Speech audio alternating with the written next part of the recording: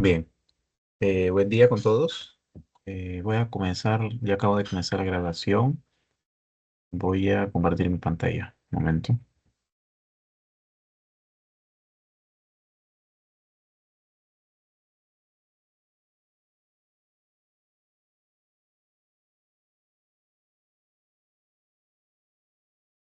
Ya, listo.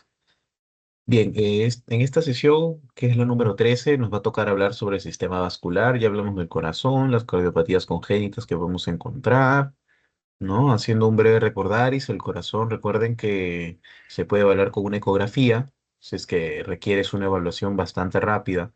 Pero si requieres una evaluación sistemática, más de la morfología y demás, puedes pedir una cardiotem, una resonancia cardíaca, entre otros, ¿no?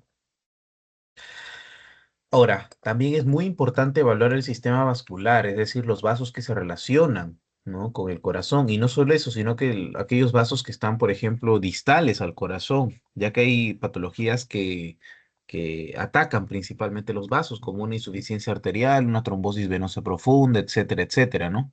Entonces, es necesario la radiología para el estudio del sistema vascular de los vasos, tanto venas como, eh, como arterias. ¿Ok?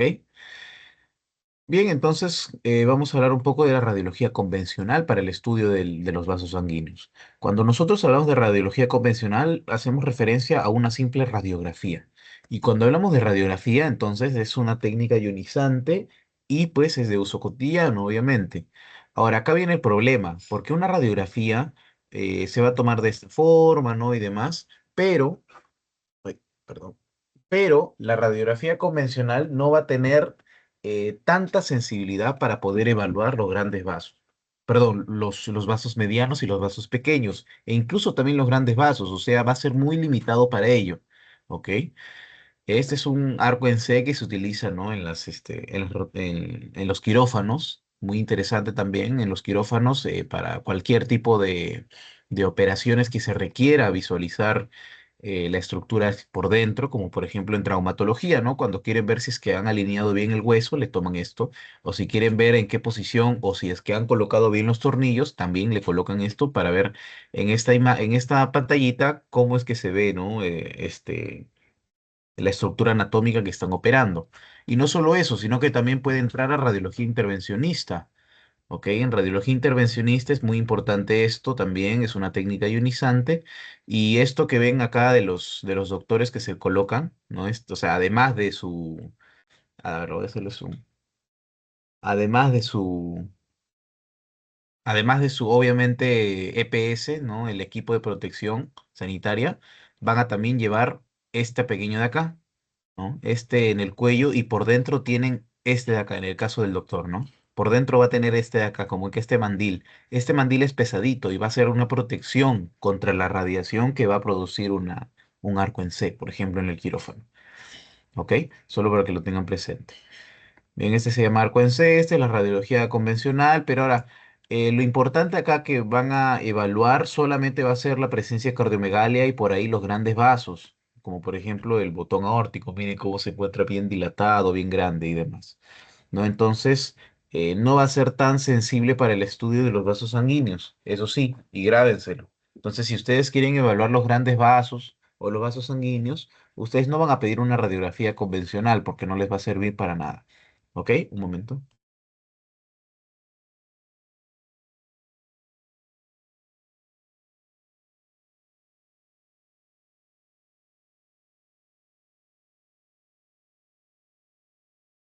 Bien. Entonces, vamos a seguir. Tenemos la ecografía Doppler. La ecografía Doppler entonces va a ser muy importante en este caso. ¿Ya? Entonces recuerden que la eco va a ser una ultrasonografía. Entonces vas a utilizar un transductor. ¿Ok? Y este transductor va a emitir sonidos, vibraciones que van a regresar en forma de sonidos al transductor y van a terminar mostrándose en el monitor. ¿Cuál es la ventaja del eco Doppler? Es que tiene las tres B, ¿no? Es buena, es bonita y es barata. ¿Ok? Es acá donde radica su importancia y además de que te va a permitir evaluar cómo es que están funcionando realmente las estructuras a tiempo real. ¿Ok? Es por eso la importancia, ¿no? de la ecografía como tal. La ecografía entonces nos va a ayudar para eso y la ecodoppler en sí hace referencia a los vasos sanguíneos como tal que quieres evaluar. Por ejemplo, si estás ante una torsión testicular que ya lo hemos visto, ¿no? Se refiere a que el cordón espermático ha girado sobre su propio eje y no va a permitir al paciente tener una buena irrigación a nivel del testículo. Es por eso que ustedes quieren evaluar la perfusión, o sea, la sangre que llega a ese nivel y le hacen un ecodoppler, ¿no? O por ejemplo, ustedes tienen una masa renal que no pueden llegar a la conclusión de que si es un tumorcito o es un quiste. Le haces un ecodoppler y una masa va a tener un aumento de la perfusión, mientras que un quiste no va a tener nada de perfusión porque simplemente es líquido inflamatorio. ¿No? Le estoy dando ejemplos como tal. Ahora, un ejemplo tirado para un vaso sanguíneo, ¿no? Un paciente que llega, por ejemplo, con dolor, pesadez al caminar, o bueno, que obviamente no va a soportar caminar y se tiene que sentar cada cierto tiempo, ¿no? Que de un momento a otro, por ejemplo, ha empezado a cambiar la coloración de una pierna, ¿no? Y el paciente es diabético de larga data. ¿Qué le pides? Una ecodoppler, obviamente, para evaluar, ¿no? Cómo se encuentra desde la femoral, ¿no? Los vasos sanguíneos. ¿Por qué? Porque ese cambio de coloración hace referencia a que hay ya una isquemia. Y eso puede ser una enfermedad arterial periférica por diabetes mellitus. Entonces habría que considerarlo y habría que evaluarlo con una ecodoppler, ¿verdad? O también un paciente posoperado, ¿no? Que sea complicado. Llegas al día posoperatorio número 6, número 7 y empieza a hincharse una pierna, ¿no? Entonces ya piensas en una trombosis venosa profunda, por ejemplo. El paciente está febril y demás, ¿no? Entonces le haces una ecodoppler para evaluar esta anomalía. ¿Ok? Entonces el ecodoppler te permite evaluar los vasos sanguíneos. Es una de las técnicas más importantes para esto. Y no solamente tiene todos los beneficios que he mencionado anteriormente, sino también recuerden que no es ionizante. Y al no ser no ionizante, se lo puede realizar a cualquier persona en el mundo, a cualquier grupo etario y en cualquier condición. Se lo puede realizar a una paciente embarazada sin ningún problema. ¿Ok? A un paciente niño, lactante, a un adulto mayor, etcétera, etcétera, un inmunodeprimido, etcétera, etcétera, etcétera. Entonces, la ecografía Doppler es importantísima, ¿sí? En el estudio de los vasos sanguíneos, no solamente de los grandes vasos, ya de los vasos sanguíneos. ¿Ok? Esto te va a permitir evaluar la velocidad del flujo, el índice de resistencia, el índice de pulsatilidad, entre otros. Ya esos son ya criterios cuantitativos, ¿no? Entonces la ecografía Doppler va a ser quali y cuantitativa, eso es lo importante, ¿ok? La ecodoppler es quali y cuantitativa. ¿Por qué quali? Porque te va a permitir revisar si es que hay flujo y si es que ese flujo es o bien lineal o bien turbulento. Ya, ese es el beneficio del ecodoppler principalmente. ¿Ya? Por la parte cualitativa, pero la cuantitativa se tiene en la velocidad, cuánta sangre está pasando, el índice de resistencia vascular, pulsatilidad, entre otros. Entonces, vamos a tener dos tipos de codoppler, la continuo y la pulsado. La diferencia va a ser fácil, ¿no? En la continuo, pues simplemente ustedes no van a tener la necesidad de ir emitiendo pulsos constantemente, sino que se va a dar de manera continua, ¿ya? Pero lo que más se va a utilizar es el pulsado, donde ustedes para enviar nuevamente pulsos de onda y ver otro tipo de imagen, van a ustedes que presionar, ¿no? Para poder seguir emitiendo ondas, ¿no? Y así se refiere con pulsado. O sea, necesitas que regrese una onda para que puedas emitir otro, mientras que el continuo por sí sola se va a emitir todos y a cada rato los pulsos. Esa es la principal diferencia entre una y la otra. Pero la que más se utiliza obviamente es el pulsado. ¿Ok? El pulsado es la que más se utiliza. Y dentro de esto se tiene, por ejemplo, la Doppler espectral, el Doppler color y el Doppler power, que vamos a ver las diferencias de cada una de ellas. ¿Ok? Acá les he puesto dos imágenes, ¿no? Por ejemplo, miren, esta ecodoppler se puede utilizar a nivel de los grandes vasos, ¿no? Aquellos que salen del corazón, que llegan al corazón. Importantísimo también. Por ejemplo, cuando quieres evaluar una insuficiencia cardíaca, quieres ver cuánto es el volumen de eyección del ventrículo izquierdo, le pides un ecodoppler, ¿verdad? Le pides un ecodoppler. Quieres ver cuánto está eyectando el ventrículo izquierdo. Y ahora, si es que eyecta menos, ustedes ya saben de que es una insuficiencia cardíaca con volumen de eyección reducido. ¿No? Obviamente tiene que ir de la mano la técnica que ustedes están pidiendo con la clínica del paciente, ¿ya? Con la clínica del paciente. Nunca lo pidan por pedir. Siempre deben tener una sospecha clínica, eso sí, ¿ya? Entonces, miren, por ejemplo, abajo les he puesto otra imagen de una Doppler donde se ve el riñón. Y el riñón, ¿por qué es importante? ¿Por qué sería importante ver la perfusión del riñón ante, por ejemplo, una sospecha clínica de un tumor, de un quiste? Quieren diferenciarlo. En el ecodoppler el tumor va a tener irrigación mientras que el quiste no, por ejemplo. ¿No? O un tumor con un absceso, ¿no? Que sería clínicamente diferente, pero por imágenes ya saben, ¿no? De que el absceso tampoco recibe irrigación sanguínea, sino que es una colección de pus, de material infectado, ¿verdad? Mientras que la masa ya va a tener vasos sanguíneos porque tiene neovascularización. ¿Ya? Pero en fin, si es que no quieren evaluar realmente una masa y quieren evaluar cuánta sangre está llegando, por ejemplo, ustedes van a tener que hacer un ecodoppler también en algunas situaciones, pero hoy en día este ecodoppler ha sido desplazada, ¿no? Por las pruebas de laboratorio que se tienen, ya que se podía verificar cuánta sangre está llegando para ver si es que está en una insuficiencia renal aguda, por ejemplo. Pero hoy en día hay pruebas de laboratorio que son más rápidas incluso que esto, y habría que tener en cuenta esto, ¿no? Bien, miren también, ecodoppler, ¿ok? Entonces el ecodoppler tiene muchos beneficios que nosotros debemos conocer, eso sí, y al tener todos esos beneficios, nosotros vamos a poder pedirlo en muchísimas patologías, ¿ya? En muchísimas realmente. Bien, entonces vamos a ver la diferencia entre la Doppler Color, la Doppler Power, ¿ok? Y la Doppler espectral. Ahora, el Doppler Color va a ser netamente una técnica cualitativa, ¿ya? ¿Por qué cualitativa? Porque te va a permitir ver la presencia del flujo, es decir, si es que hay flujo o no hay flujo, y la dirección de este flujo, si sigue su dirección normal, si es una dirección turbulenta, laminar, etcétera, etcétera, etcétera. O incluso una malformación arteriovenosa también. ¿Ya? O por ejemplo, que no está siguiendo el flujo por donde debería seguir normalmente, ¿no? Entonces la ecodoppler te ayuda para eso, ¿ok? La presencia y la dirección del flujo. No te va a permitir ver lo cuantitativo por el momento. Mientras que el Power Doppler acá solamente va a ser para los flujos lentos. Hoy en día es mucho menos utilizado el Doppler Power.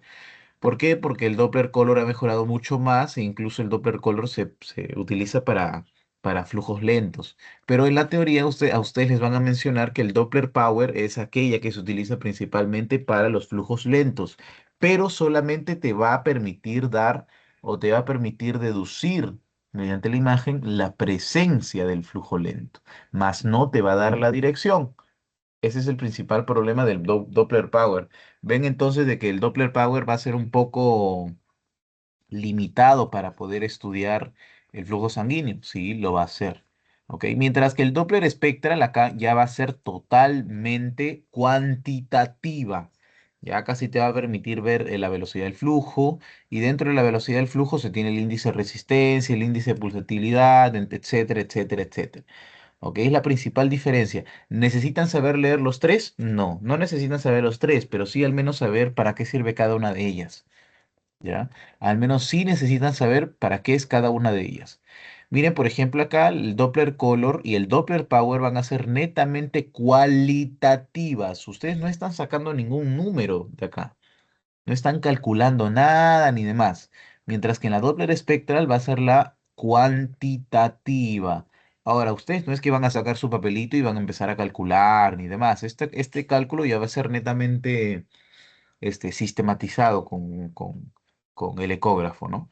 Entonces, esa es la principal diferencia y ventaja de cada uno de los tipos que se tiene de ecografía Doppler, ¿no? Esos son los tres tipos. Y los tres tipos se encuentran en los de tipo pulsado, no se olvide. Los que tienen que esperar a que regrese el pulso para volver a emitir otro. Ese es el pulsado. Bien. Ahora vamos a pasar a la angiotem, a la angiotomografía. La angiotem o o la angiotomografía es una técnica ya que utiliza radiación ionizante y es acá el problema, ya que no se va a poder realizar en todos los pacientes que ustedes tengan idea, ¿no? O que desearían realizar. Es una técnica con mucha mayor sensibilidad que una tomografía, que una ecografía, eso sí, y es por eso que se debe estudiar. Ojo, así como utiliza radiación ionizante, hay muchas contraindicaciones del angiotem. ¿Ok? Un momento, por favor.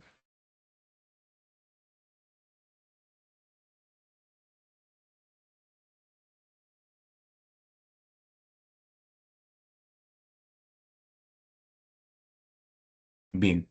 Así como sabemos, entonces la angiotem o la tomografía como tal va a tener eh, sus limitaciones, ¿no? Y demás. Pero es muy importante, ¿ya? Es muy importante para el estudio de los vasos sanguíneos. Y acá el ejemplo clásico que utilizo es el clásico de la aterosclerosis, ¿ya? ¿Por qué? ¿Por qué lo utilizo? Porque en la aterosclerosis vamos a ver de que hay una forma de calcular el riesgo de infarto de miocardio agudo con un angiotem, ya que te va a medir el calcio que hay en la pared de los vasos sanguíneos, en especial de la arteria coronaria, de las arterias coronarias. Y eso se va a medir con un angiotem, ¿ok? Por ejemplo, si ustedes quieren, no sé, evaluar tal vez un punto de sangrado que ya sea muy refractario, que no lo puedas encontrar, un punto de hemorragia digestiva, ¿no? Tanto alta, baja, que ya le hicieron una endoscopía en dos ocasiones o colonoscopía, no le han encontrado nada, le hicieron una angiografía, no le han encontrado nada, el siguiente paso va a ser un angiotem. Ya la angiotema entonces va a ser exactísima, pero no va a ser la técnica que primero se va a pedir en muchas ocasiones, sino que va a ser normalmente la que sigue, ¿no? La segunda línea, tercera línea, cuarta línea, porque es una técnica muy invasiva, eso sí. Requiere de más radiación que una tomografía normal, porque es una tomografía netamente para los vasos sanguíneos. Utilizas contraste también endovenoso, ¿ok? Entonces usa radiación ionizante y media de contraste iodado. Y es acá donde ustedes deben ir deduciendo, ¿no? Cuáles vienen a ser las contraindicaciones. Si usa radiación ionizante, no se lo vas a poder realizar a un niño pequeño, un niño de 2 años, un lactante, un recién nacido, ¿no? Ni tampoco se lo vas a poder realizar a una embarazada, ¿no? Ni a los extremos de la vida, un niño o un adulto mayor, ¿ok? A no ser de que sea sumamente necesario en este último, ¿no? Y medios de contraste yodado. También ahí puedes determinar cuáles son las contraindicaciones, ¿no? Como el hipertiroidismo descontrolado, como la insuficiencia renal aguda, como el mieloma múltiple, etcétera, etcétera, etcétera. Hay muchas. ¿Ok? Hay muchos. Entonces acá se pueden sustraer imágenes digitalmente. ¿A qué se refiere con sustraer imágenes digitalmente? A que solamente vas a poder ver los vasos sanguíneos, si es que tú lo deseas. Vas a quitarle toda estructura anatómica que veas adicionalmente, como por ejemplo los órganos, las partes blandas, los huesos, todo lo vas a quitar y solamente vas a ver los vasos sanguíneos. Acá, por ejemplo, cuando quieres ver una rotura de aorta abdominal, eso se hace de emergencia con un angiotem, ¿no? Emergencia, un paciente con un dolor súbito, descontrolado, desproporcionado en el epigastrio que se irradia a la espalda por ambos lados, ¿no? Entonces le haces un angiotem, ¿verdad? Le terminas haciendo un angiotem. Entonces, estas son las indicaciones, aneurismas rotos incluso, en cualquier parte del cuerpo, puede ser a nivel de la pierna, a nivel de la aorta abdominal, como puede ser a nivel del cerebro, ¿no? Puedes hacerlo también a nivel del cerebro. Un aneurisma es una de las principales causas de hemorragia, del sistema nervioso central. ¿Ya? ¿Por qué? Porque los pacientes normalmente vienen con factores de riesgo adicionales como hipertensión arterial y eso los predispone a tener esas roturas que terminan siendo graves, ¿no? A nivel de los aneurismas cerebrales.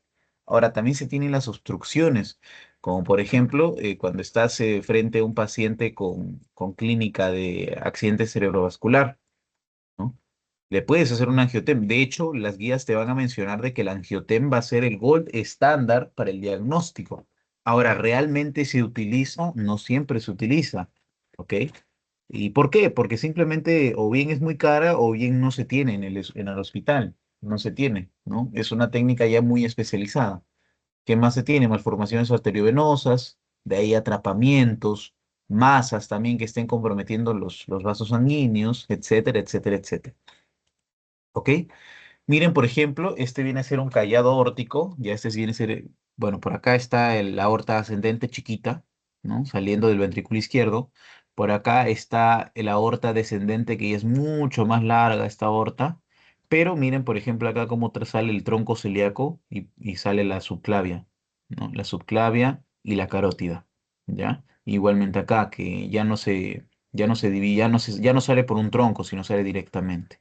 ¿No? En el lado izquierdo sí sale por un tronco, ¿ok? La subclavia y la carótida. Ahora, es importante esto, ¿por qué? Porque si es que ustedes ven acá, este paciente tiene alto riesgo de tener patología aterotrombótica. Miren miren el callado aórtico en principio, que es lo más visible. ¿Ven todo este blanquito que se ve acá? Todo este blanquito viene a ser calcio, viene a ser aterotrombótico. Y esto significa que el paciente tiene un estilo de vida bastante malo, ¿no? Para tener este grado de aterotrombosis, tiene un gran riesgo, ¿no? De infarto de miocardio agudo, de accidente cerebrovascular, etcétera, etcétera, etcétera. ¿Ok? Es por eso la importancia también del angiotem como una forma de profilaxis en estos pacientes. ¿Ok? Eso sí, es de profilaxis. Pero si es que ustedes hacen un poco más de énfasis, miren, miren por el lado derecho de la carótida, como ya entrando, la carótida interna, incluso más adentro, miren cómo hay también calcificaciones en las arterias que están a este nivel. Y eso es un gran factor de riesgo para accidente cerebrovascular. Entonces el paciente está casi condenado a tener eso y tienen que tener un, mar- un- una evaluación, un seguimiento muy constante y obviamente la educación del paciente, ¿no? Para evitar hechos fatales, ¿no? En ellos, ¿ok? Entonces, a esto me refiero con sustracción digital, o, claro, sustracción digital, de que solamente estás viendo los vasos sanguíneos, ya no estás viendo el corazón, otros órganos, no estás viendo partes blandas, no estás viendo los huesos, las vértebras cervicales, acá no estás viendo nada, solamente estás viendo los vasos sanguíneos. Es acá la importancia de una angiotem, ¿ok? Que te permite ver esto. Miren esta gran aterosclerosis. Pero si ustedes desean, pueden verlo con los vasos sanguíneos, ¿no? Si ustedes desean, pueden verlo con los vasos sanguíneos. Miren estas carótidas, ¿no? Estas carótidas. Este tronco, bueno, este arco aórtico, ¿no? Miren estas carótidas. Ahora, ¿cuál es lo importante acá? Es que esta carótida, miren cómo está totalmente dilatada. ¿Por qué estaría dilatada? Porque más adelante en su irrigación, posiblemente se haya taponado una arteria pequeña y esté dilatando esto. El paciente puede estar tal vez con un accidente cerebrovascular. ¿No? No lo sabemos, pues, ¿no? No lo sabemos porque solamente estamos viendo la imagen. La imagen siempre va a ser complementaria a la clínica del paciente, eso sí. Entonces, miren cómo este es el diámetro normal de la carótida, pero miren este nivel cómo está más rechoncha o sea, el lado izquierdo está más rechoncha que el lado derecho. Entonces, si posiblemente le hacemos sustracción digital, ¿verdad? Le quitamos los huesos, le quitamos partes blandas, le quitamos, etcétera, etcétera, etcétera, vamos a llegar hasta un vaso sanguíneo que se va a terminar taponando, ya no pasa más el contraste. Y eso significa que estamos frente a un ACV, por ejemplo. Pero no solamente puede ser eso, sino que también puede ser un tumorcito, ¿no? Que le haya salido por acá, etcétera, etcétera, etcétera. Habría que complementarlo con la clínica del paciente, ¿no? Porque está dilatado. Significa que como es una arteria, hay algo posterior a esta arteria que está taponeando, ya sea parcial o totalmente, y hace que se dilate esta parte de la arteria. ¿Ok? No solamente eso, sino que también pueden ver cuando, por ejemplo, un pequeño trombito se aloja o cuando se fuga el contraste, etcétera. Entonces la angiotema es altamente valiosa para el estudio, ¿ya? De los grandes vasos y de los vasos sanguíneos en general. Miren, por ejemplo, acá esta es la aorta abdominal. ¿Cómo sabes que es la aorta abdominal, Diego? Porque miren cómo está saliendo la arteria renal derecha y la arteria renal izquierda. ¿Ok? Entonces, este es el riñón derecho, este es el riñón izquierdo, Ya, importante también. ¿Y por qué? ¿Cómo lo sabes? Porque miren a este nivel cómo se termina bifurcando en las arterias ilíacas comunes. Que hay arteria ilíaca común derecha, arteria ilíaca común izquierda. ¿Ok? Y ahora acá vamos a ver lo mismo que vemos acá, ¿verdad? Miren este gran nivel de calcificaciones, de aterosclerosis que se encuentran en los vasos sanguíneos. Altamente riesgoso, obviamente. Por ahí que se rompe una placa aterotrombótica. eh, el colágeno que está dentro de la placa aterostrombótica hace contacto con la sangre y se libera toda la cascada de coagulación. Y el paciente puede tener una trombosis venosa profunda o una trombosis arterial de la pierna que tiene que ser, que es una emergencia médica, obviamente, ya que si dejas sin irrigación a una estructura que la necesita, obviamente vas a tener que, en casos graves, incluso llegar a la amputación. Es por eso que se tiene que educar al paciente y se tiene que hacer seguimiento principalmente estos casos, ya dependiendo del riesgo a los 5 años que tengas, ¿no? Igual se hace, por ejemplo, en las arterias coronarias. En las arterias coronarias se hace de igual manera, ¿ya? Miren, toda esta gran cantidad de aterosclerosis, incluso casi ni pasa, ¿verdad? Casi ni pasa el contraste. O sea, esto es gravísimo, totalmente gravísimo. Ahora, ¿todos los pacientes llegan así? No todos, ¿no? Pero tanto este paciente como este paciente son de alto riesgo de enfermedades aterotrombóticas. Miren, acá alto riesgo, altísimo riesgo, perdón, eso es un altísimo riesgo de enfermedades heterotrombóticas. ¿Ok? Acá, por ejemplo, miren, a ver, ese pequeño zoom. Esto es importantísimo también, ¿ok? Porque esto termina siendo una emergencia médica si es que pasa lo peor. Miren, acá están viendo, por ejemplo, la aorta abdominal, cómo se bifurca en la arteria ilíaca derecha, arteria ilíaca izquierda.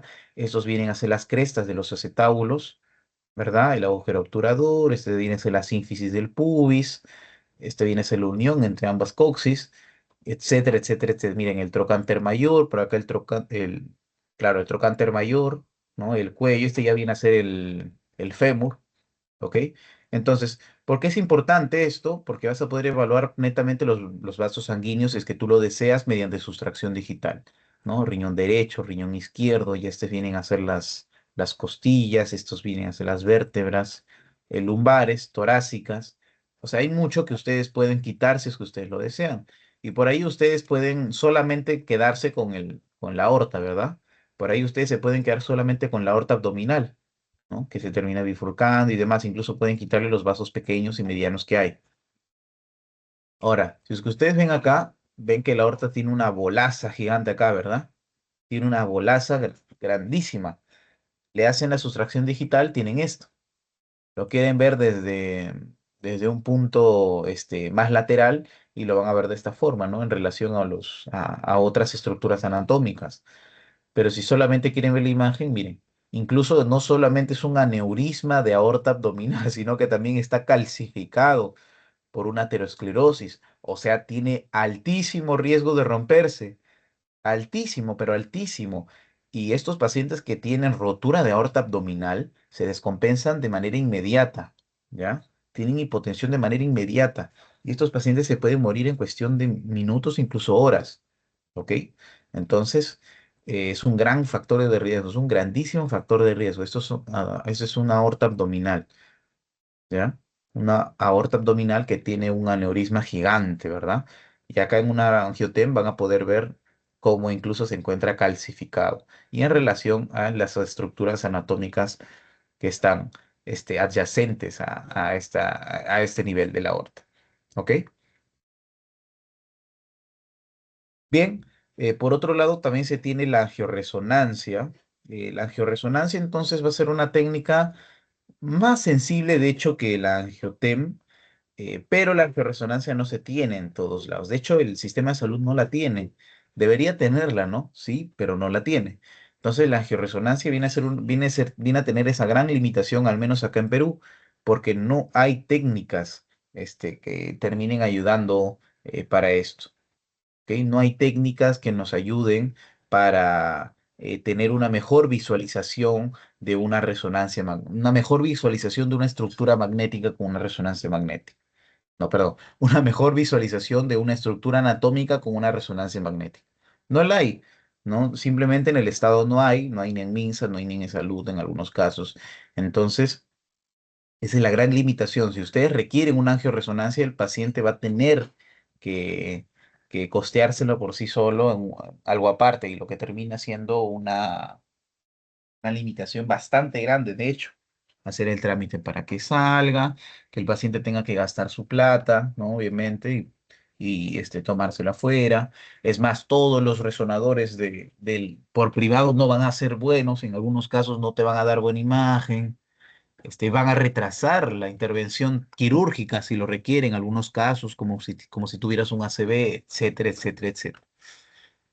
Ahora, recuerden que por bases de la técnica, la resonancia magnética va a ser o sea, va a ser importante, ¿por qué? Porque se va a diferenciar de una tomografía en que la resonancia va a alinear en su campo magnético a solamente los protones hidrogeniones, no a otros elementos químicos.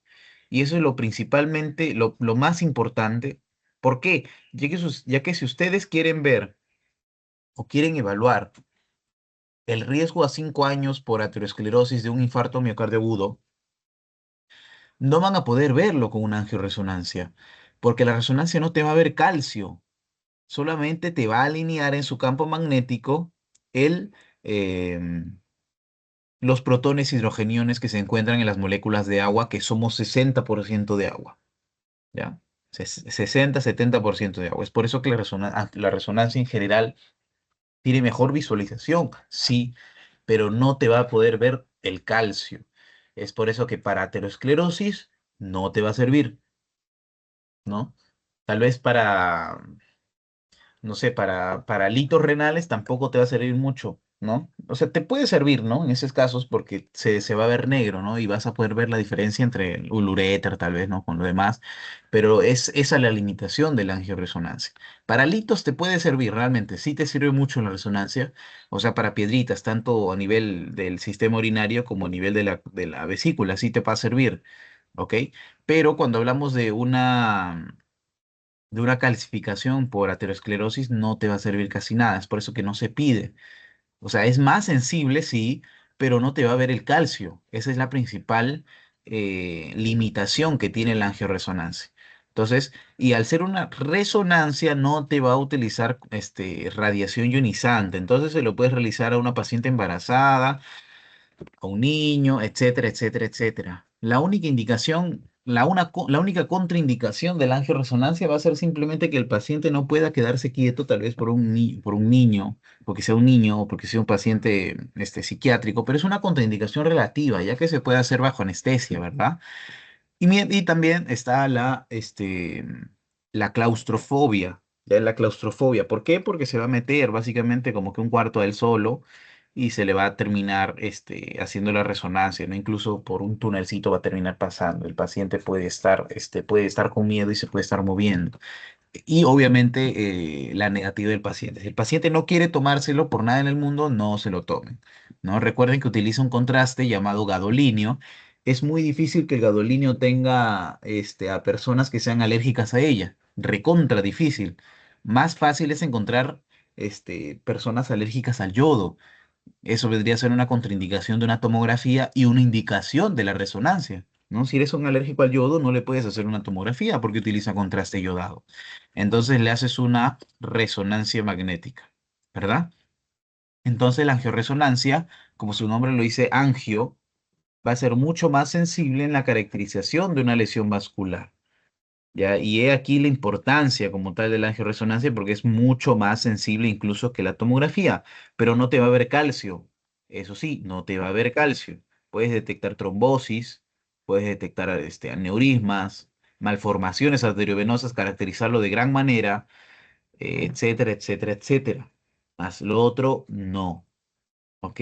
Miren, por ejemplo, esta es la angioresonancia, no te va a ver las calcificaciones, eso sí, pero sí va a ser mucho más sensible en la evaluación de los vasos sanguíneos.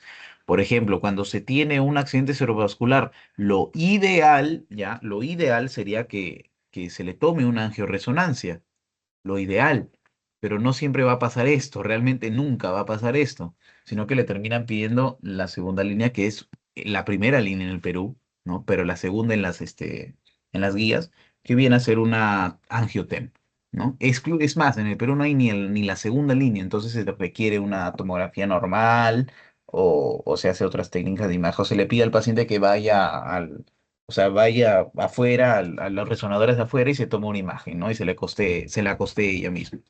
Entonces, un mamarracho, ¿no? Básicamente, lo que se tiene, lamentablemente. ¿Qué se debería cambiar? ¿No? Bien, ahora vamos a hablar un poco de las técnicas que son invasivas, o radiología intervencionista, que es importantísimo, ya que la radiología intervencionista no solamente va a ser diagnóstica, sino que también va a ser terapéutica. Vamos a ver por qué me refiero que va a ser terapéutica, ¿no? Miren, en este caso se tiene la angiografía. Angio viene de arteria, ya eso sí, angio viene de arteria principalmente, pero en el libro lo van a diferenciar entre vía venosa y vía arterial. Entonces, la vía venosa va a ser llamada la flebografía. Por ejemplo, si tienes una inflamación de una vena, pues se va a llamar flebitis, ¿verdad? Entonces, este se va a llamar flebografía. ¿Ya? Mientras que la vía arterial per se va a llamar la angiotem, ¿no? O sea, perdón, la vía arterial se va a llamar simplemente una angiografía per se, ¿ya? Se va a llamar una angiografía per se. Ahora, ¿cuál es la diferencia entre la una y la otra? Si es que ustedes ven las imágenes, la vía arterial va a tener una opacificación bastante pobre, mientras que la vía venosa va a tener una opacificación bastante correcta. Esa es la principal diferencia entre la una y la otra. ¿Ok? Ahora, cada una tiene sus indicaciones, obviamente.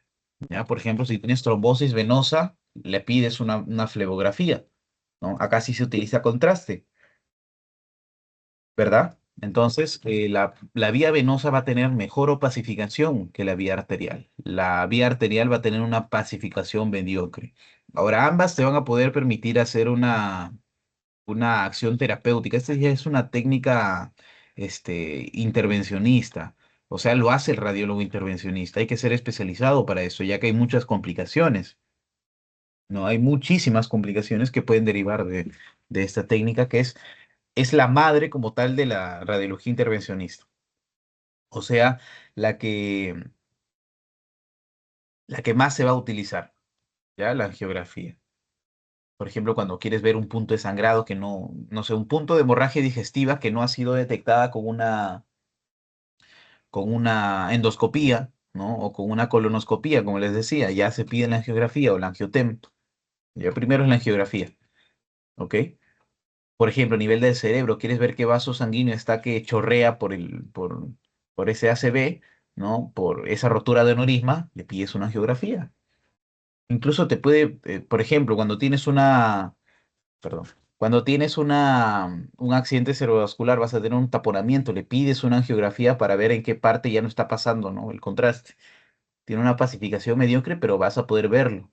Y no solamente eso, sino que vas a poder hacerle una angioplastía, vas a poder ponerle un balón para que siga y para poder restablecer la perfusión. Entonces, vamos a ver de que la radiología intervencionista se va a diferenciar de las otras técnicas de imágenes en que estas técnicas no solamente van a ser diagnósticas, sino que también van a ser terapéuticas. Y eso sí tienen que grabárselo porque puede ser pregunta de examen. Ya va a ser terapéutica también. Miren estas técnicas, esto viene a ser angiografía, ¿no? Por función directa, ¿no? Angiografía también porque tiene una pacificación mediocre, bueno, se le llama arteriografía también, es lo mismo. Igualmente acá, pero este ya es con una inyección directamente sobre la aorta. Este ya se ha dejado de utilizar, pues no, obviamente. Miren, si es que ustedes ven, acá se ve el catéter, cómo están llegando hasta la aorta. Es altamente invasiva, ¿no? Imagina que produces un sangrado, una laceración, pues terminas empeorando la situación del paciente. Es por eso que esta ortografía translumbar ya no se va a utilizar, ¿ok? Igualmente, arteriografía, angiografía ilíaca femoral. Miren cómo hay un stop acá, ¿verdad? Cómo hay un stop de la irrigación sanguínea a este nivel. Pero Diego, mira, cómo está pasando está que sigue pasando, ¿no? Por la arteria ilíaca, la arteria femoral. Obviamente que va a estar pasando porque mira cómo se está dilatando los vasos sanguíneos que están por fuera, ¿ya? Se está dilatando los vasos sanguíneos que están por fuera y está llegando sangre. Sin embargo, esto no quiere decir de que esto sea bueno. Esto es altamente patológico, obviamente, ¿ya? Esto es altamente patológico. El paciente puede tener cambio de coloración, cambio en la temperatura de ese miembro inferior, etcétera, etcétera. Puede llegar a la isquemia y si es prolongada, pues llegar a la necrosis y tener que amputarle, ¿no? Lamentablemente. Eso ya es cuando no se da cuenta y el paciente ya no va a ya no va al doctor, etcétera, ¿no? Mientras que miren acá cómo le terminan evaluando todos los vasos sanguíneos a nivel del cerebro para detectar acá hemorragias, para detectar acá, no sé, zonas isquémicas por trombosis, etcétera, etcétera, etcétera. ¿Ya? Entonces la angiografía ayuda muchísimo realmente. Es una angiografía cerebral. Y este viene a ser una angiografía del aorta abdominal, ¿no? Miren cómo se encuentra la arteria renal derecha en comparación con la arteria renal izquierda, como hay un pequeño taponamiento. Un pequeño taponamiento puede ser por compresión extrínseca, pero si fuera extrínseca ya se verían vasos sanguíneos acá bastante conglomerados, pero posiblemente sea una trombosis de la arteria renal, ¿ya?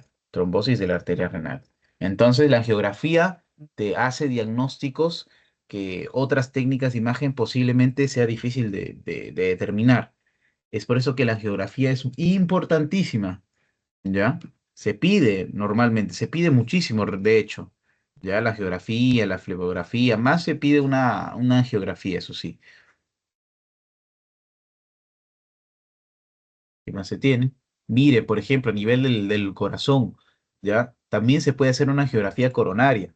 Ahora, ¿por qué es importante evaluar esto, Diego? No puede pasar como tal vez viste anteriormente acá, ¿no? Una geografía ilíaca, como los vasos sanguíneos que son colaterales se terminan dilatando para poder hacer llegar sangre a nivel distal.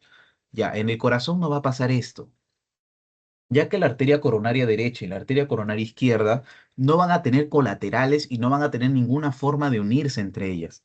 Es por eso de que si hay una isquemia de una arteria, ¿ok? Si hay una isquemia de una arteria, no se va a poder compensar con la irrigación de las colaterales.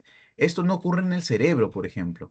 En el cerebro vamos a tener, por ejemplo, si se tapona esta arteria de acá, vamos a tener conexiones que van a terminar perfundiendo la zona de isquemia, eso sí, en algunas situaciones. Esto es variable, algunos pueden tener mayor circulación colateral, otros van a tener menor circulación colateral. A eso me refiero con las indicaciones, ¿no? O sea, con las variaciones. Esto ya es un componente genético que está en estudio actualmente, ¿ya? Para ver por qué algunos tienen alta tasa de secuelas después de un ACV y por qué unos con el mismo tiempo no van a tener ninguna secuela. Se debe principalmente a esta colateralidad, ¿verdad? En el corazón no va a pasar eso. Si ustedes tienen un taponamiento de la arteria coronaria derecha, en cualquiera de sus ramas, no va a haber ninguna forma en la que van a poder reperfundir por la otra arteria que no está afectada. Ya eso sí, no va a poder perfundir de ninguna forma porque no hay ninguna comunicación, no hay ninguna anastomosis a ese nivel y eso hace de que el paciente tenga una clínica inmediata, ¿verdad? Una clínica inmediata. Bueno, más evaluando la bifurcación y miren a este nivel, ¿no? A nivel de la mano, miren cómo hay malformaciones arteriovenosas, ¿no? Como los golpejos de dedo también, cómo se pintan muchísimo, ¿no? O incluso en el meñique casi ni se pinta. Eso ya es malformación arteriovenosa. Eso ya son flebografías, ¿no? Para ver las venas, ¿no? Más flebografías. Me parece que todas de acá son, claro, todas de acá son. Importantísimo también ver las venas, ¿no? Importantísimo también ver las venas. Ahora, acá se puede utilizar, ¿no? En una angiografía, en una flebografía, principalmente la angiografía, se va a poder utilizar la fluoroscopía, la radiología intervencionista con el arco en C principalmente, pero también puedes realizar una angiotem, ¿ya? Un angiotema, hacer radiología intervencionista, pero con la angiotema es mucho más ionizante. Si bien es cierto, te da mejor lujo de detalle, pero es mucho más ionizante estar constantemente emitiéndole angiotems, angiotems, angiotems, angiotems. No vas a dañar al paciente, ¿no? Lamentablemente. Por eso que hay que pensarlo dos veces en ese caso. Bien, ahora cuando hablamos de arteriografía, hablamos del método de Seldinger. ¿Qué es lo que se debe? recordar de acá simplemente es de que utiliza una canalización por vía femoral.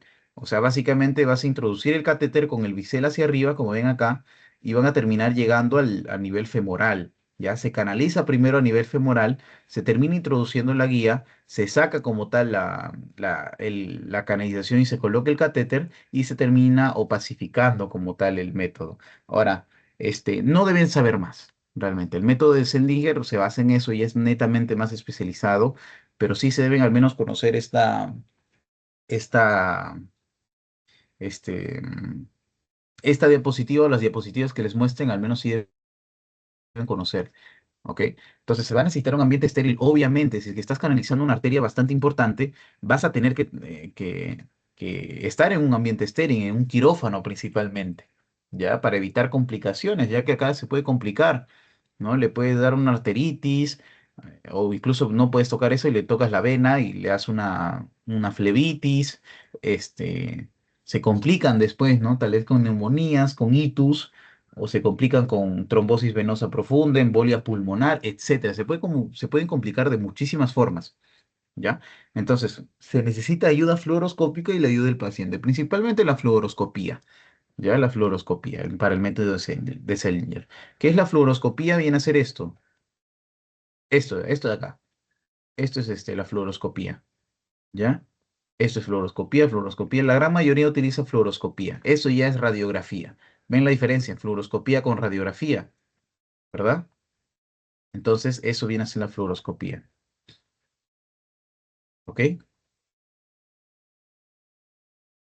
Bien, igual miren a este nivel, como este ya es una arteriografía, como se ve, ¿no? Un pequeño acá stop, ¿no? A este nivel.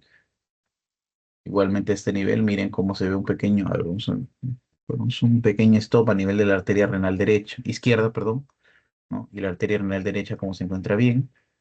Entonces, es por eso que nos ayuda principalmente los métodos invasivos, principalmente la angiografía y la flebografía, ¿ok?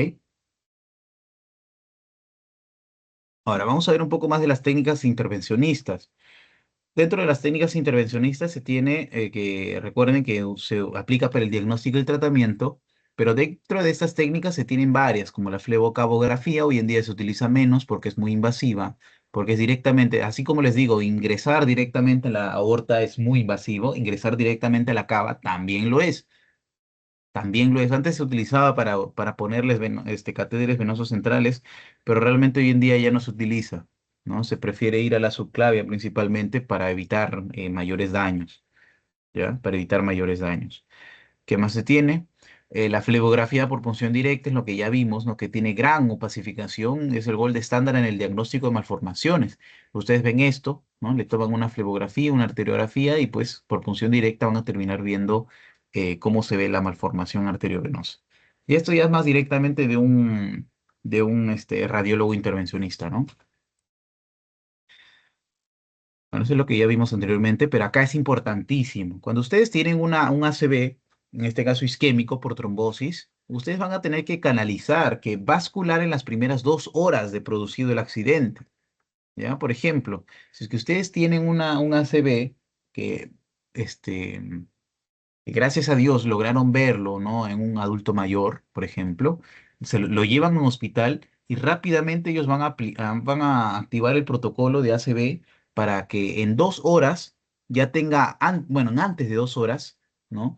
Tengan ya el diagnóstico y puedan realizarle una angioplastía transluminal percutánea, una recanalización vascular.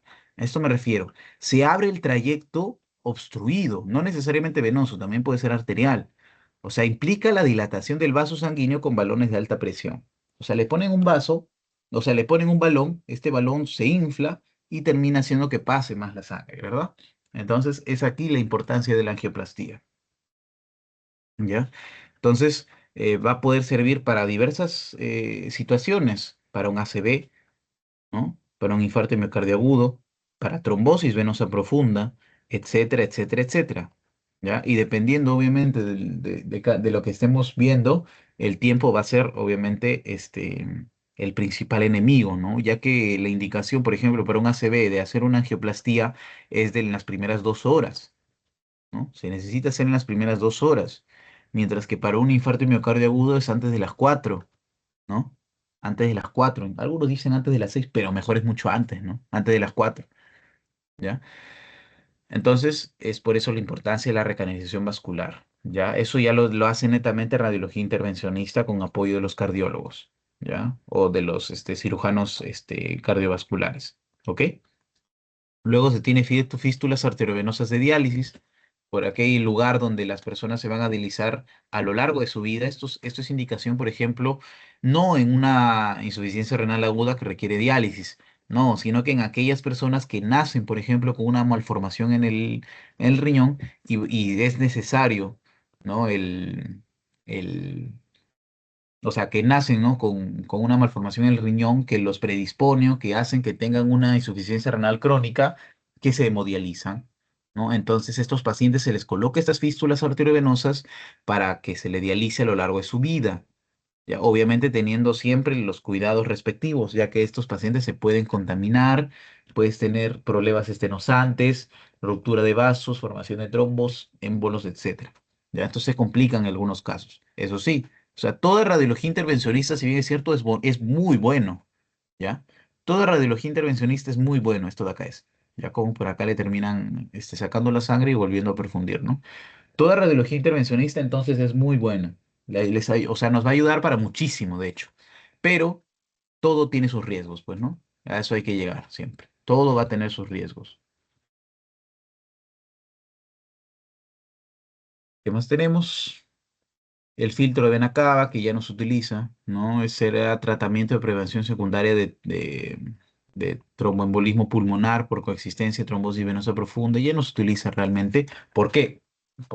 Porque hoy en día ya se tiene la heparina de bajo peso molecular o la heparina, que van a servir como profilaxis. Principalmente las de bajo peso molecular, ¿ok? Es la que más se utiliza. Entonces, como ya se tiene esa forma menos invasiva de hacer profilaxis de un tromboembolismo pulmonar, ya no se utiliza un filtro de vena cava, pues es mucho más grave, o sea, es mucho más invasivo, puedes generar más complicaciones, etcétera, etcétera, incluso la muerte del paciente, ¿no? Si es que el paciente está descompensado, se descompensa durante la intervención. Entonces, hoy en día queda en un segundo plano si es que está altamente contraindicado los anticoagulantes, ¿no? O la heparina de bajo peso molecular, ¿ya? Entonces, antes se utilizaba esto.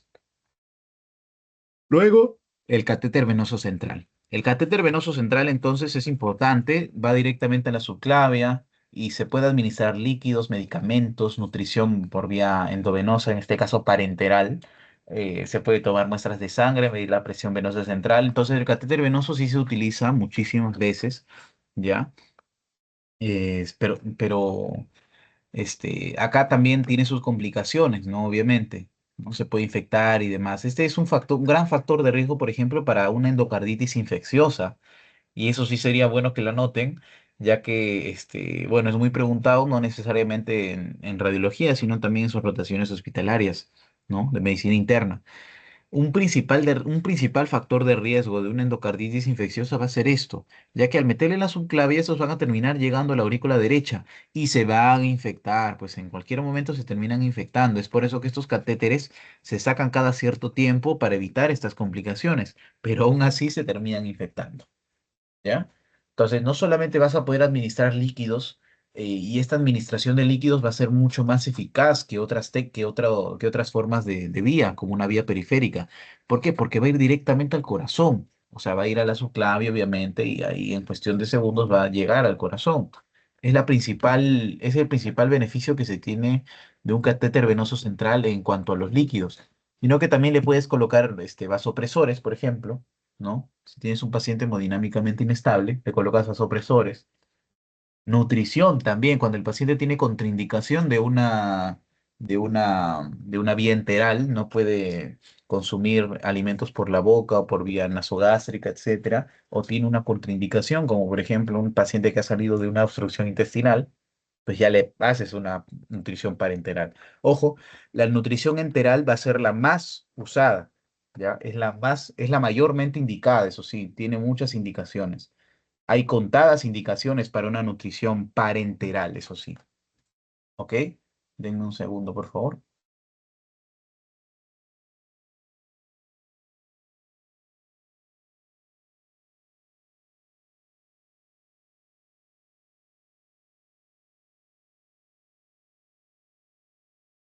Bien.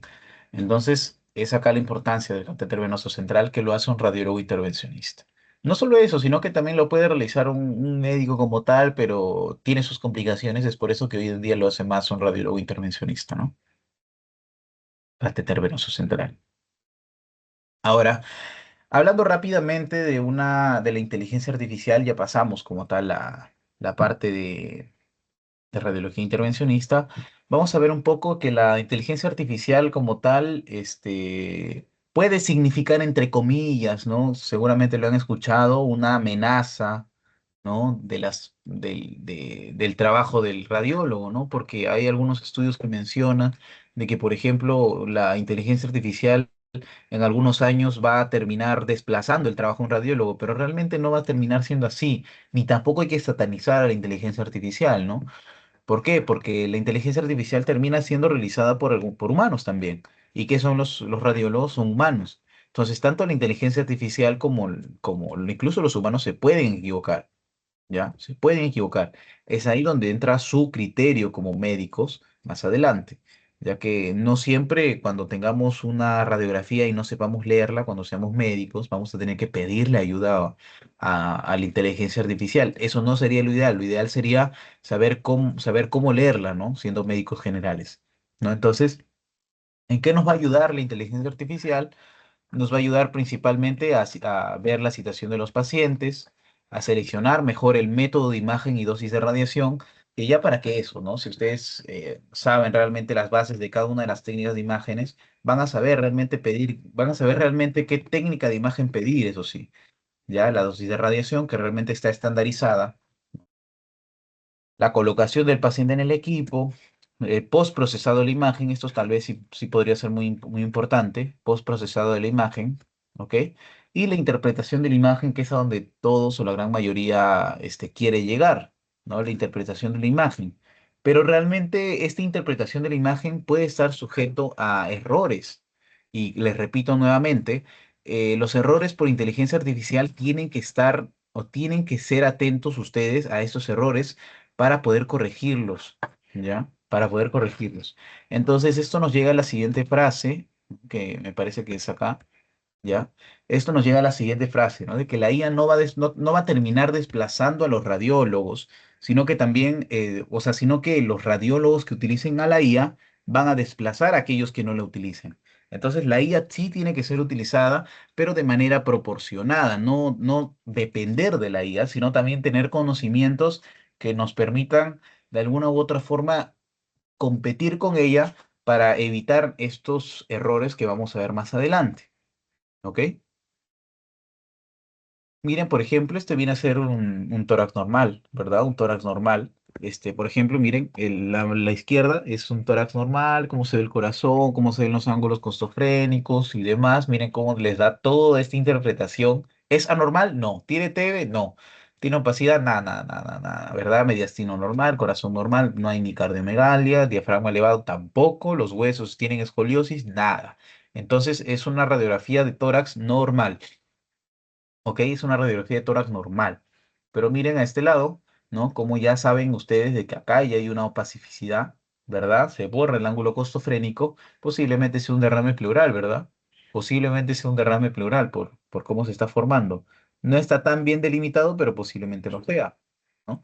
Entonces se va a terminar definiendo como que es anormal, como que hay opacidad, ¿no? Y que la pleura tiene líquido, ¿no? Es un derrame pleural.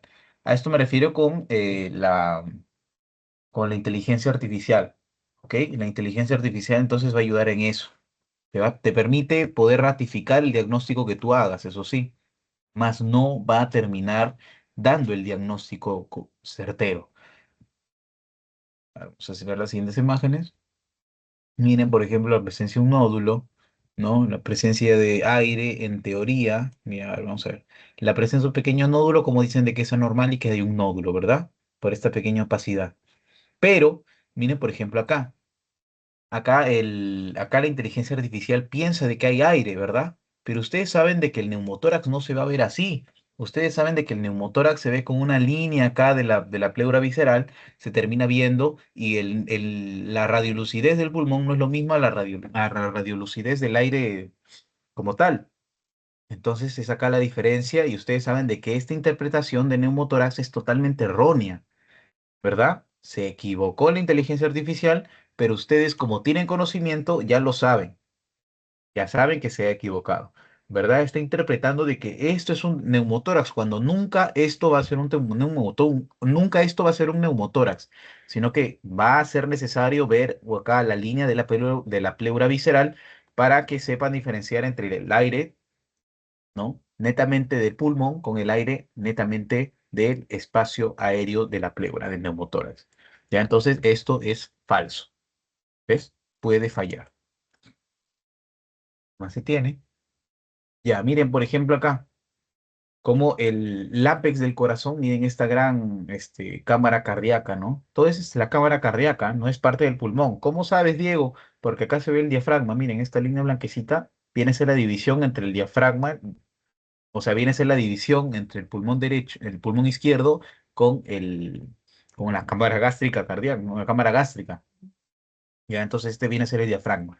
Y miren cómo esta gran cámara gástrica termina enviando, o tal vez porque tiene dextrocardia, no lo sabemos, termina enviando la punta o el ápex cardíaco hacia el lado derecho, cuando debería estar en el lado izquierdo. ¿Verdad? Esto ustedes lo saben, ¿verdad? Ustedes lo saben, ¿no? Sería lo normal saberlo, ¿no? Pero, ¿qué es lo que termina determinando la inteligencia artificial? La inteligencia artificial dice, ah, mira, el lápiz cardíaco está hacia la derecha, me has enviado la imagen mal. Entonces la voltea, cuando realmente sabes que no la es. ¿Y por qué piensa que es malo? Porque incluso no ve la división del hemidiafragma y piensa que todo esto es un pulmón. ¿Verdad? Piensa que todo este es un pulmón y que le has enviado el inversa, realmente la radiografía, y lo vuelve de esta forma, ¿verdad? Lo vuelve de esta forma. Entonces, esto sería malísimo realmente. O sea, incluso te termina diciendo que hay un neumoperitoneo. ¿Cómo saber que hay un neumoperitoneo? Es imposible. ¿No? Ustedes saben que el neumoperitoneo se va a ver principalmente con el aire subdiafragmático, pero si es que está realmente así bien delimitadito, no va a ser un neumoperitoneo, porque tiene que aparecer en ambos lados, ¿verdad? Ustedes ya lo saben, ¿no? Ya lo saben principalmente. Entonces, si no aparece aire subdiafragmático en ambos lados, esto viene a ser cámara cardíaca, cámara gástrica, mejor, perdón. Esto viene a ser cámara gástrica. Entonces, no tiene neumoperitoneo. No tiene ninguna cavidad tampoco. ¿Ven? Entonces, la inteligencia artificial falla, ¿ok? Desvía la imagen por el ápice cardíaco. Mire, acá piensa que hay cavidad, piensan que hay neumoperitoneo, esto es totalmente erróneo. Incluso desvían por el ápice cardíaco, desvían la imagen hacia el otro lado. Miren, por ejemplo, los objetos extraños, arma blanca, ¿no? Como termina diciendo de que es totalmente normal cuando realmente ustedes saben que no lo es. Entonces no te detecta armas blancas, ¿no? O cuerpos extraños, no te va a terminar detectando, ¿ok? Y bien, eso sería todo entonces por la sesión del día de hoy. No sé si hay alguna consulta mientras voy mandando el post-test. Momento. Estoy mandando el post-test. Entonces, no sé si hay alguna consulta.